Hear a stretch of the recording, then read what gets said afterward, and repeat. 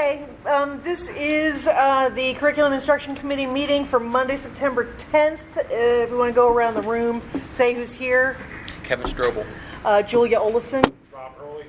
Jenny Rexroth. Melanie Hafter. Megan Weber. Michelle Sincero-Piano. Okay, and for the record, currently there's nobody from the public here. We have a hopefully short agenda for today. Let's start with school report cards. Am I going to Dr. Sincero-Piano? Okay. So you get me. Yeah, that's fine. So school report cards are probably going to come out in October. That's been sort of the traditional time frame for school report cards. They may look different this year. Are we still doing trimester at the lower grades and quarter? Our school report cards will be the same as they've always been. The school report cards that we get from the state. Oh, I apologize. I'm sorry. So our school report cards will come out as they always have. Our Daniel Boone school report card. This is our school report card from the state Department of Ed. Apologize. So that school report card will come out likely in October. Okay. And we can discuss the changes to it as we know what they are and as we see them. Excellent. So our Daniel Boone school district report cards will come out quarterly at the high school and middle school, and then on a trimester basis At the elementary. Okay. Sorry about that. No worries. So we'll. Do you think that they might not be out in time for us to discuss at the next curriculum instruction committee? The one for this Department of Ed? Probably not. Because we're at the early end of the month too. Very rarely do we get them early in the month. Okay.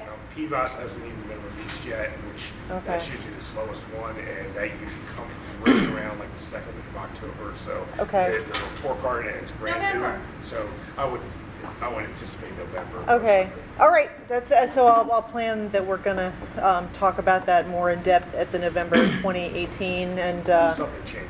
Unless something changes, of course. Okay. So Julie and I had a little bit of a conversation, and the principals are here, so we can maybe hash that out a little bit. We had a little bit of a conversation about, do we need to kind of circle back with parents, maybe even sixth grade parents, about Go Math and understanding Common Core math and how processes and problem solving and those kinds of pieces look different than when we were all in school, and just kind of helping parents to understand, why what kids are doing is different, why it's not just 25, 6 plus 6 is 12 questions, why we're focusing on application, why we're focusing on problem solving. So we talked a little bit about... Yeah, that conversation kind of sprang from discussion of the curriculum cycle. Kind of next on the list. So, Yeah, and it became apparent that that to me it seemed that a lot of parents we've even had some parents come here this year to this meeting talking about the way we approach math, and after I look into it, it just seems to be an issue where the parents and the teachers aren't speaking the same language more than and that some of those specific parents might have an issue that's broader than that, and that might need to be dealt with individually. But I thought that could go a long way to getting there's unease on parents' parts sometimes dealing with trying to help with homework. So we talked about that. So that's something we can talk about at the principals meeting. Maybe kind of talk about, do we need to come back to kind of those evening kind of opportunities? Do we maybe videotape them? Some of the tools that the high school folks have with the iPads will allow us to kind of do some quick video lessons. So we can kind of hash that out a little bit, but it was something we talked about. Say it again. No, we're talking about we're getting that this conversation started. We don't know where we're going with offering that assistance, but we're just going to get the conversation started. Online. I didn't know if that's what you were heading down, because the math is different, and so when you sit down to show them how to do it, you get the same answer, just a totally different path. So we would go to Khan Academy or some of these other ones that are out there, and it gave you a pretty good description of how they wanted it done, but it's always, I guess, better face to face. I feel like too that parents kind of like to hear it from the folks that are standing in front of their kids often. I agree. So, I think it's something we can do. It's something that I've done in other places, been pretty well received. And the key then is just having it in a way that's available for folks who can't make it to that evening or who choose not to. I got you. So just kind of what are the, excuse me, other ways of getting it in people's hands? Were you thinking about video? Maybe. Yeah, it's a really convenient way because it's a consistent message then. And like I said, I did some of the, and I know, like, I did, like, a little bit of the service at the high school, so there's some cool tools that should be pretty easily accessible for teachers to get it up there, and even just doing what they're doing anyway without it being an extra. So, Right. but we Yeah. can hash that out at the principal's meeting. To be determined. Okay. And anything else to add from the principals? Anything else to add on that one? So we'll move on to curriculum cycle. So we're just, I think just informationally, the curriculum cycle was one of those things that kind of got set aside as we worked through the last 5 or 6 years. So talked about coming back to that, taking a look at where we were when we kind of stopped that process. A curriculum cycle just makes sure that every 6 years you've touched every curriculum and you're making sure that do we need to add anything, do we need to take anything away, those pieces and parts. We don't have an existing one right now. We have one that's kind of put on hold. Social studies was partway done when that got put on hold, so we need to obviously come back, finish social studies, and then make sure that we get to everything else too.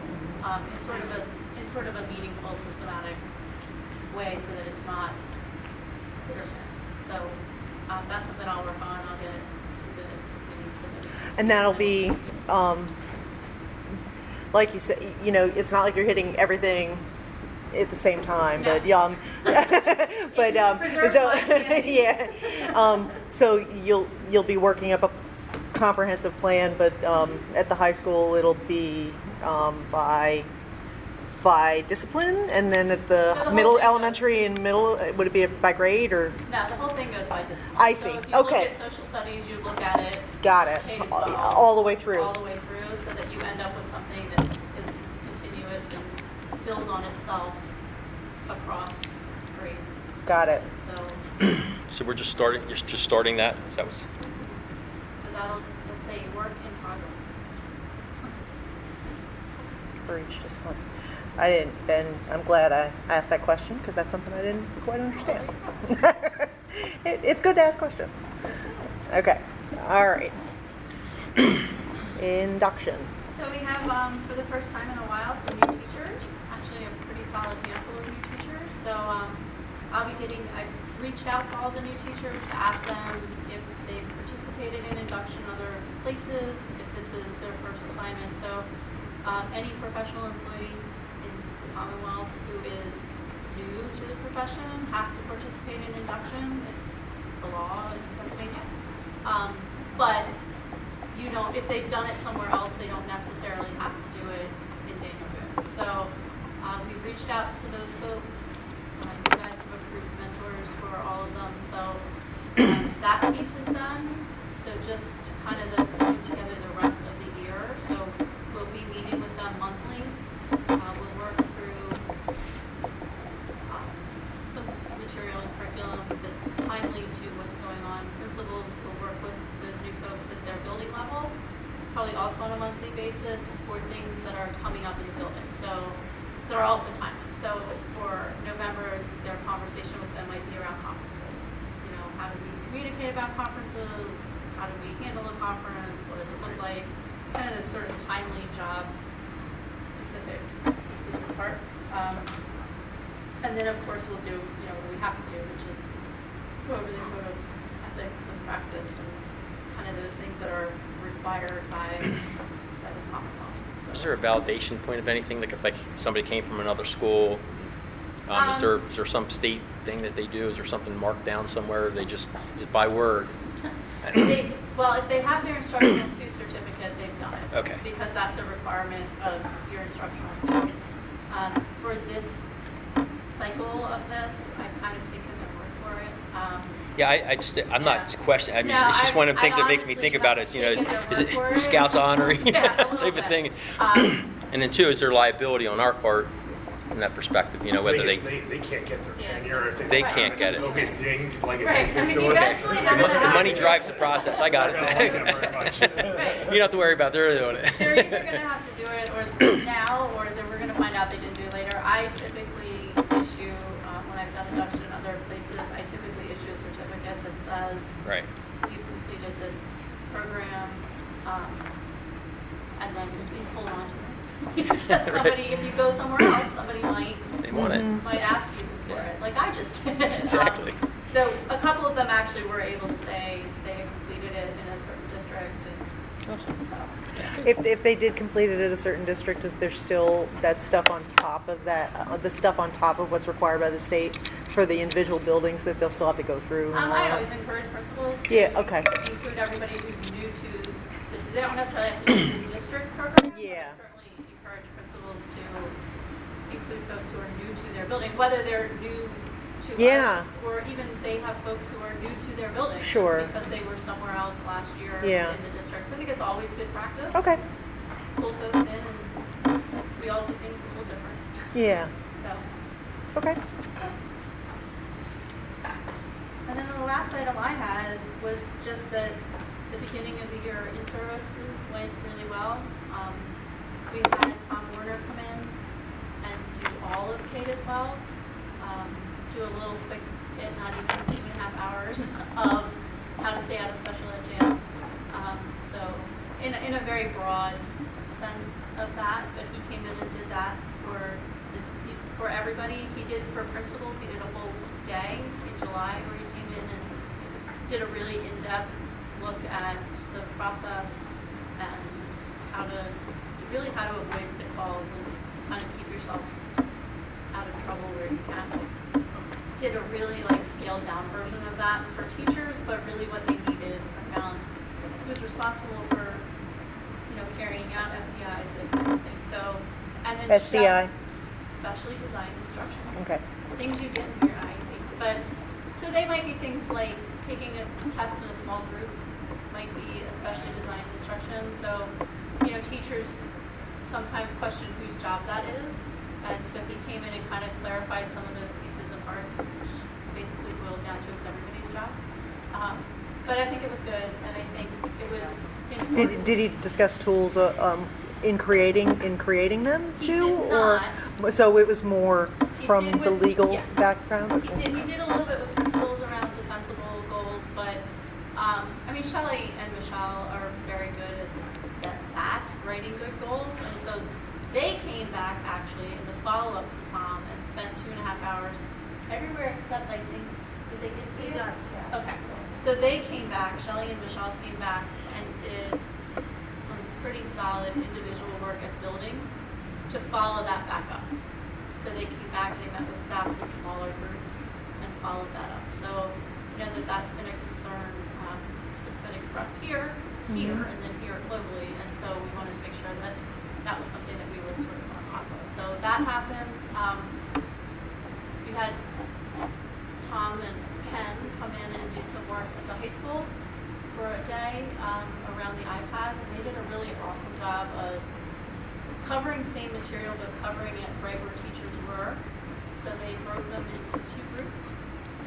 A group that considered themselves beginners and a group that considered themselves better than that.